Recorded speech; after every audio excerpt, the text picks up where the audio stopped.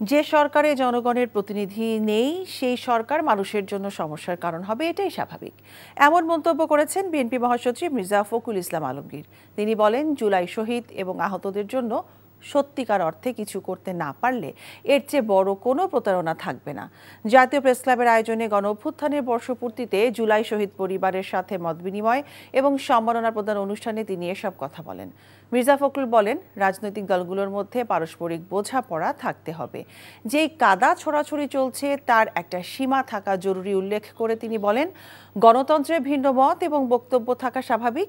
সবার এখন উচিত ঐক্যবদ্ধ থেকে একটি সুষ্ঠু নির্বাচনের মাধ্যমে জনগণের সরকারের কাছে ক্ষমতা হস্তান্তর প্রক্রিয়াকে ত্বরান্বিত করা। কথা তো সত্য যে কাজটা ছিল যে অতি দ্রুত একটা নির্বাচনের মধ্য দিয়ে একটা নির্বাচিত সরকারের কাছে দায়িত্ব তুলে দেওয়ার, সেটা না দিয়ে ক্রমান্বয়ে বিভিন্ন রকম কতটা সংস্কার কমিশন তৈরি করা হয়েছে ঠিক জানা নাই।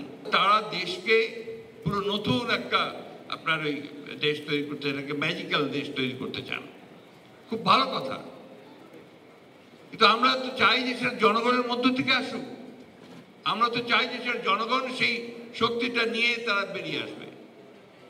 আমরা দুঃখের সঙ্গে বলতে বাধ্য হচ্ছি যে সরকারের কাছ থেকে আমরা সেই জিনিসটা দেখতে পাইনি। বান্ডেল থাকলে প্রতি সেনমানিতে টাকা বাঁচবে। বিকাশ সেনমানি বান্ডেল কিনে জিতুন প্রতি লেনদেনে।